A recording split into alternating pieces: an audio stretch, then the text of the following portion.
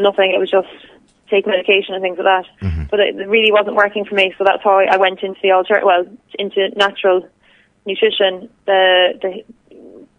natural medicine, I would say. Okay.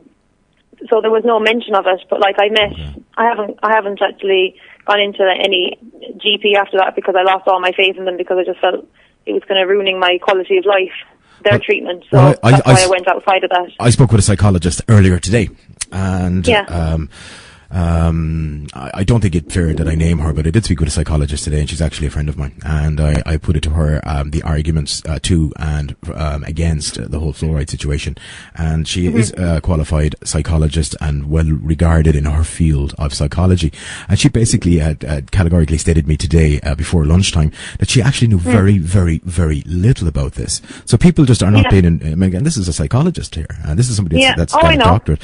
I mean, that to me is quite scary. I mean, like, if the professions aren't armed with enough education, how can people like me and kids and younger people and even the elderly, how can they combat this if they're not informed and not told? Okay, talk to me about the weekend. What are you guys up to this weekend? What we're doing for the Electric Picnic, we have an area in the Body and Soul section. Okay. So we have it's not mine now. It's a lady who's an artist. She's done this thing called. It's like an installation made of bottles of water, but there's not water. It's just plastic bottles, and it's just representing like the kind of madness of like that we have to buy water out of a bottle plastic, and then it's obviously creating a huge amount of pollution in the ocean. So it's just highlighting that, and then also the fluoride. So we're going to be giving out, like, we have lots of information, fact sheets, and we have lots of contact, like we have business cards for the website, and we have little fortune sweets that we're giving out, just to get people kind of engaging with us. And then we have like the whole place is going to be all banners and posters and everything, all to do with the campaign, to just captivate people's attention and just to get them in. And I'll be wearing an unusual costume as well to get people to people's attention. Okay, I want to take you back to a couple of weeks ago. The Rose of Tralee. Tell me about the Rose of Tralee. What went on down there? Oh yeah. We had the idea to there was a huge amount of traffic around Tralee during the festival. I said we'll do a Rose of Tralee stunt. So I dressed up as if I was a rose going around, but my sash said the rose are fluoride free. And most people I met on the street, they thought I was like, everyone was like, oh, congratulations, best of luck in the competition. Everyone was coming up shaking my hands. Kids were asking for my autograph, and I was signing it. The rose is fluoride free, and it was just so funny.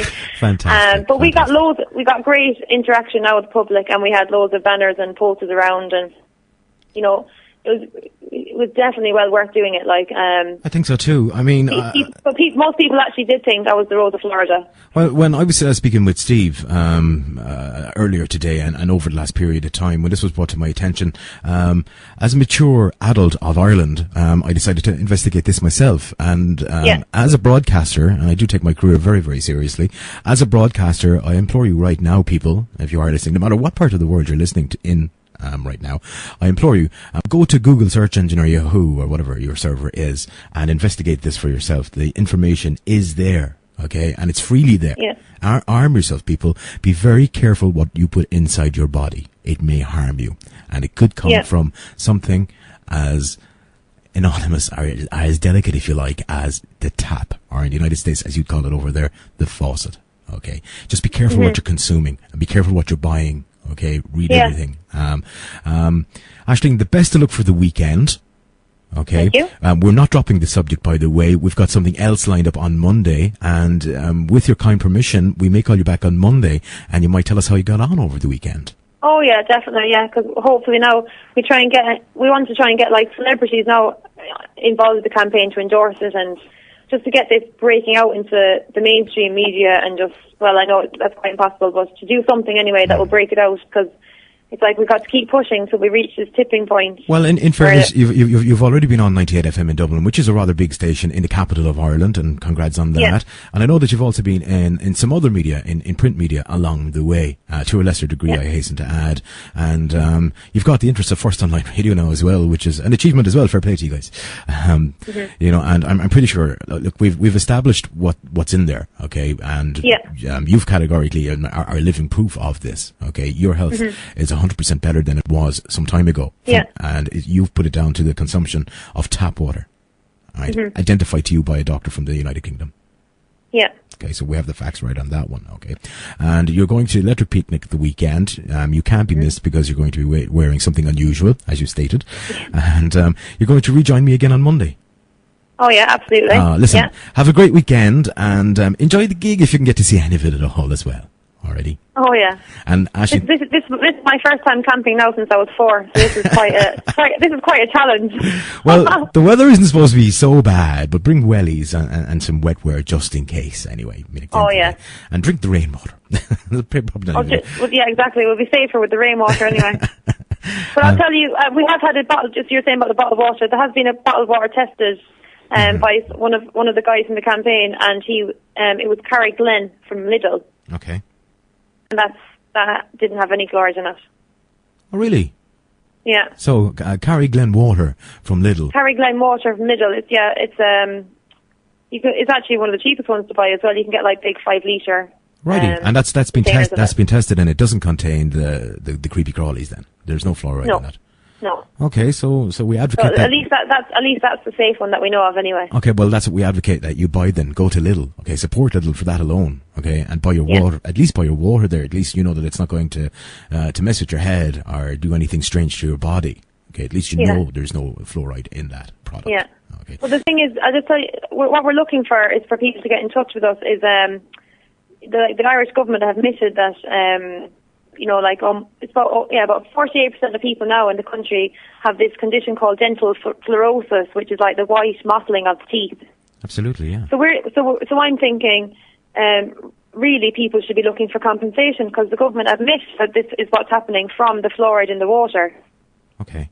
To be honest with you, I can't see that happening. I can't see compensation happening. Realistically, I really and truly can't. But I think you're dead right, though. Having said that, when is thanks, Karen. Karen is my broadcast assistant today. Thanks. She's just handed me a couple of texts. May I run a couple of questions to you before we take a break for something else? Yeah. Okay then. A lady from Shannon in County Clare wants to know, have you guys done tests on all water supplies around Ireland? Well, not personally, but the scientist I'm in touch with, Declan Wall, he's had water tested. Okay. So confirm what's in it. Yeah, the contaminants. For contaminants, basically. Okay. Yeah. So what else wants to know? If they were to collect water from their tap, where would they send it to have it analysed? Do you know, Aisling? Oh yeah, well yeah, you should. Yeah, they should under freedom of information. You're entitled to have your water tested, and they have to. They have to actually let you know what's in the water. Sure, the Freedom of Information Act of 1988. Absolutely, categorically, yes, you're entitled to know what you're consuming. And again, like you stated at the beginning of this interview, I mean, okay, you are walking proof, or you believe you're walking proof that the fluoride and other substances in Irish water made you physically and mentally unwell. Yeah. And now you've taken up the torch, and you're off to electric picnic the weekend, and you can't be missed. Basically, you're going to be in that area and giving out literature. And like I said, you can rejoin us again next Monday if that's okay with you.